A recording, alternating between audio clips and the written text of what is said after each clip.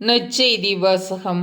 குழந்தையையும் அதன் தாயையும் கூட்டிக்கொண்டு எகிப்துக்கு தப்பி ஓடி செல்லும். மத்தேயு எழுதிய தூய நற்செய்தியிலிருந்து வாசகம். அதிகாரம் 2, இறைவசனங்கள் 13 முதல் 15, 19 முதல் 23. ஞானிகள் திரும்பி சென்ற பின் ஆண்டவருடைய தூதர் யோசேப்புக்கு கனவில் தோன்றி, நீர் எழுந்து குழந்தையையும் அதன் தாயையும் கூட்டிக்கொண்டு எகிப்துக்கு தப்பி ஓடி செல்லும். நான் உமக்கு சொல்லும் வரை அங்கேயே இரும். ஏனெனில் குழந்தையை ஏரோது கொல்வதற்காக தேடப் போகிறான் என்றார்.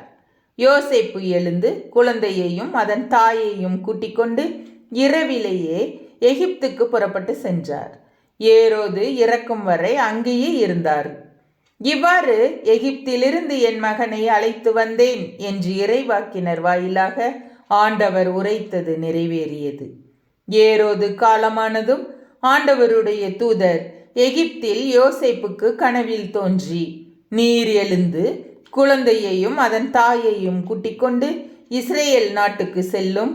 ஏனெனில் குழந்தையின் உயிரை பறிக்க தேடியவர்கள் இறந்து போனார்கள் என்றார். எனவே யோசேப்பு எழுந்து குழந்தையையும் அதன் தாயையும் கூட்டிக்கொண்டு இஸ்ரேல் நாட்டுக்கு வந்து சேர்ந்தார். ஆனால் யூதேயாவில் அர்கெலா தன் தந்தைக்கு பின் அரசாளுவதாக கேள்விப்பட்டு அங்கே போக அவர் அஞ்சினார்.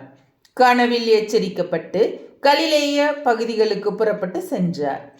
அங்கு அவர் நாசரேத்து எனப்படும் ஊருக்கு சென்று அங்கு குடியிருந்தார்.